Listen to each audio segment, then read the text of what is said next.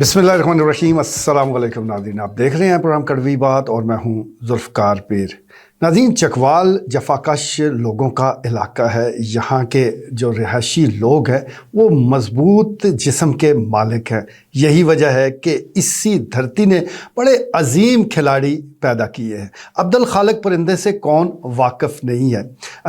बड़े ज़बरदस्त वो एथलीट थे और इस हवाले से आप कह सकते हैं कि वो इस फील्ड के बादशाह थे। इसी तरह अगर हॉकी की बात करें तो सलीम शेरवानी को कौन भूल सकता है। मुदस्सर अली तो अभी कल ही की बात है, वो हमारी कौमी टीम के कैप्टन थे। इसी तरह सदफ हुसैन, अवैस या और एक तवील फहरिस्त है। अगर एक एक का नाम हम लेना शुरू कर देंगे तो घंटों लग जाएंगे कि जो बेहतरीन खिलाड़ी इस धरती ने पैदा किए। लेकिन सवाल ये उठता है कि क्या इतनी अजीम धरती के खिलाड़ियों के लिए वो सहूलियात मौजूद हैं जो इनका हक है? तो सादा सा जवाब है कि बिल्कुल भी नहीं।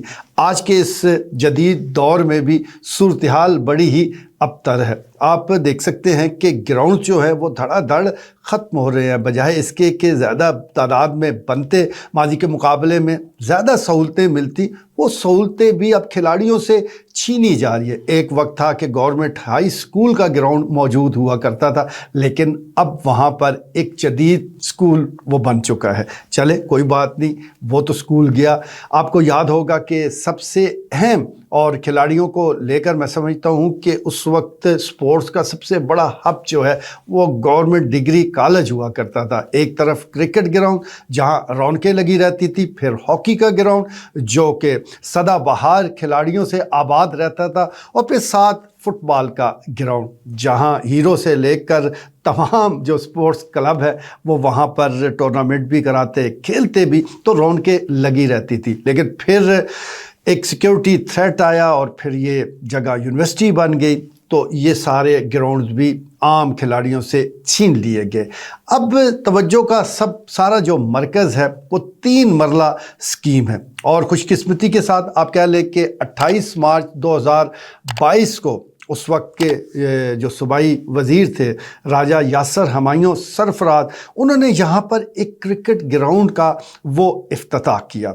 गुमान यही किया जा रहा था कि 1 साल के अंदर अंदर ये जो क्रिकेट ग्राउंड है ये तैयार हो जाएगा, क्योंकि इतना बड़ा कुछ तामीराती मामला नहीं था। आपने महज 2 फुट की दीवार बनानी थी, इस ग्राउंड के इतराफ एक पवेलियन बनना था, और इसके साथ साथ दीगर और छोटी मोटी चीज़ों को तरतीब दिया जाना था, तो डिस्ट्रिक्ट लेवल का एक बेहतरीन ग्राउंड तैयार होता। लेकिन वो मंसूबा ही क्या, और ख़ास तौर पर सरकारी मंसूबा हो और वो इल्तवा का शिकार ना हो, ऐसा कैसे मुमकिन है? तो बिल्कुल इस अहम मंसूबे के साथ भी यही हुआ। कहाँ 28 मार्च 2022 और कहाँ अक्टूबर 2024, अब तक भी ये मंसूबा नामुकम्मल है। अब ये कब मुकम्मल होगा इसके बारे में किसी को कुछ पता नहीं। आप किसी से भी बात करें वो फंड्स की कमी का रोना रोता है। अब फंड्स की कमी को लेकर तो फिर तो सारे प्रोजेक्ट ही बंद हो जाने चाहिए थे, लेकिन ऐसा नहीं है। सड़कें भी तामीर हो रही हैं, बल्कि 3 मरला स्कीम में ही अगर देखें तो फुटबॉल के ग्राउंड की तज़ीन व आराइश जारी है। हम ये नहीं कहते कि उसको रोक दिया जाए, बड़ी अच्छी बात है, वो भी हमारे भाई हैं, स्पोर्ट्स मैन हैं, उनको और ज़्यादा सहूलतें दी। लेकिन क्रिकेट वालों का क्या कसूर है कि उनका ग्राउंड जो है वो अब इतने साल हो चुके हैं अभी भी नामुकम्मल है। ये दुरुस्त है कि इसका इफ्तिताह जो है वो तरीके इंसाफ की हुकूमत में हुआ, लेकिन क्रेडिट तो उसी को जाएगा कि जो इस मंसूबे को कंप्लीट करवाएगा। उन्होंने इफ्तिताह कर दिया, अच्छी बात। अब मौजूदा जो हुक्मरान है इसको कंप्लीट करें, ये ज़्यादा अच्छी बात होगी और रौनकें लग जाएंगी। कोई अब आप ये भी नहीं कह सकते कि बहुत ज़्यादा काम बाकी है। अब एक काम तो खुद बढ़ाया गया। वो कहते हैं ना कि मुख्तलिफ मनसूबाजात में कुछ ऐसी चीज़ें रखी जाती हैं कि जो असल बचत होती हैं। इस प्रोजेक्ट में भी जो फ्लड लाइट्स का इंतज़ाम किया गया, यानी 4 टावर लगाए गए हैं, ये वो काम है जो आप कह सकते हैं कि हमारी ज़रूरत ही नहीं था। लेकिन इसी से क्योंकि बचत होती है, इसलिए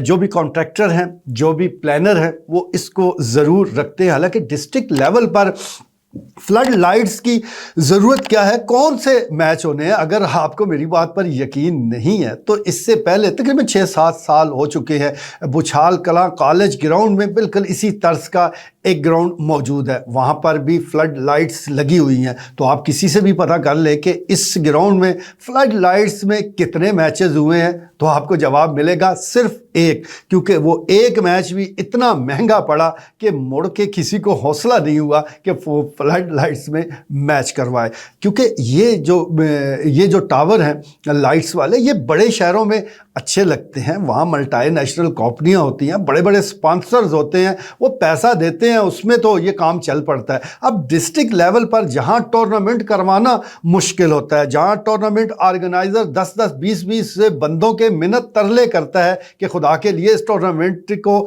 سپانسر کریں، وہاں پر فلڈ لائٹس اس کی تنصیب ایک مذاق ہی ہے۔ لیکن میں پھر گزارش کر رہا ہوں کہ اس قسم کے پروجیکٹ وہ بنائے جاتے ہیں کیونکہ پیسہ ہی اس کے ذریعے بننا ہے۔ اگر اس کو مائنس کر دیا جائے تو اب تک یہ گراؤنڈ مکمل ہو جاتا، جو کہ چکوال کے کھلاڑیوں کی ضرورت ہے، اب تک یہ مکمل ہو کر ڈی سی اے کے حوالے کر دیا جاتا، تو یہاں پر رونقیں لگی ہوتی، یہاں پر ٹورنامنٹ ہو رہے ہوتے، یہاں پر ہم وہ کھلاڑی دیکھتے، ان کھلاڑیوں کو تیار کرواتے یا وہ تیار ہو رہے ہوتے کہ جو کہ قومی ٹیم کا حصہ بننے کی صلاحیت وہ رکھتے ہیں۔ لیکن یہاں اب کچھ بھی نہیں ہے، آپ گراؤنڈ کے مناظر دیکھ رہے ہیں، گھاس آپ دیکھ لیں، آپ بیٹھنے کی جو جگہ ہے جس قسم کی اجاڑ پڑی ہے اس کی طرف دیکھ لیں، جو بن گیا ہے وہ ٹوٹ رہا ہے، جس نے بننا تھا اس کا ابھی کوئی پتہ نہیں کہ یہ کب تیار ہوگا، نہ یہاں وکٹ موجود ہے، نہ یہاں کوئی اور ابھی چیز بنی ہے، بس جو کچھ بن چکا ہے اب اس کی تباہی و بربادی کا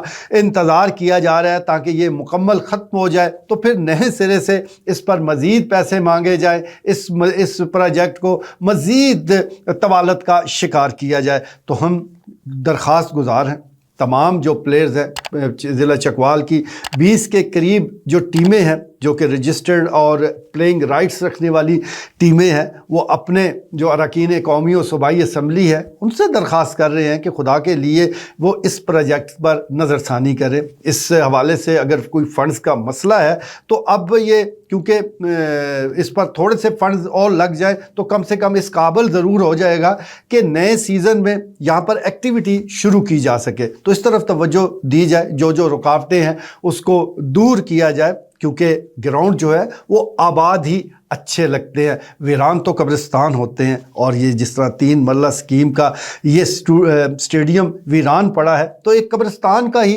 منظر ہے۔ آپ صرف 1-2 ایونٹ کروا کے اس سے کروڑوں روپے کی لاگت سے تعمیر ہونے والے 3 مرلہ اسکیم کے جو اسٹیڈیم ہے اس کو جسٹیفائیڈ نہیں کر سکتے جب تک کہ ہر طرف رونقیں نہ لگی ہو، یہاں پر کرکٹ ہو رہی ہو، یہاں پر ہاکی کے مقابلے ہو رہے ہوں، یہاں پر فٹ بال کے ایونٹ چل رہے ہوں، یہاں پر باسکٹ بال ہو رہا ہو، انڈور وہ میچز ہو رہے ہوں، تب آپ کہہ سکتے ہیں کہ یہ ایک بڑا اسٹیڈیم موجود ہے، ایک بڑا کمپلیکس موجود ہے۔ پیسے اتنے ہی لگے ہیں، ہر چیز کے لیے پیسے مختص کیے گئے، خرچ کیے گئے، وہ گراؤنڈ بھی بنائے گئے، لیکن اب صفحہ ہستی سے بہت سے گراؤنڈ مٹ چکے ہیں، وہاں پر کوئی ایکٹیویٹی بھی نہیں ہوئی لیکن وہ ان کا صفایا ہو گیا۔ تو اس سے پہلے کہ خدا نہ خواستہ اس کرکٹ گراؤنڈ کا صفایا پھر سے ہو جائے تو اس سلسلے میں اراکین قومی و صوبائی اسمبلی توجہ دے، اس پروجیکٹ کو آگے بڑھائیں، بھلے اپنی تختی لگا لیں، تختی کا کوئی مسئلہ نہیں ہے۔ میں پھر کہہ رہا ہوں کہ جس نے بھی اس کو مکمل کروایا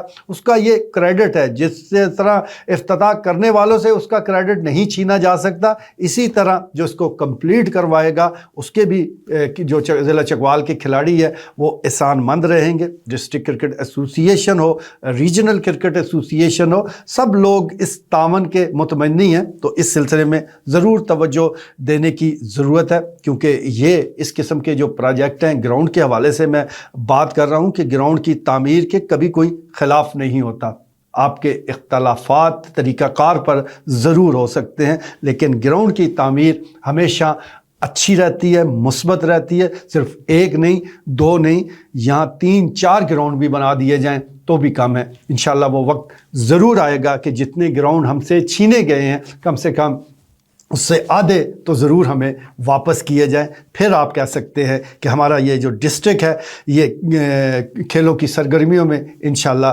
ضرور آگے بڑھے گا، تیزی سے آگے بڑھے گا، اور یہاں سے وہ کھلاڑی قومی ٹیموں میں جائیں گے کہ جو پرفارم کر کے اس سے علاقے اور ملک کا نام انشاءاللہ روشن کریں گے. آج کے لیے اتنا ہی، اجازت دیجیے، اللہ نے کے بعد.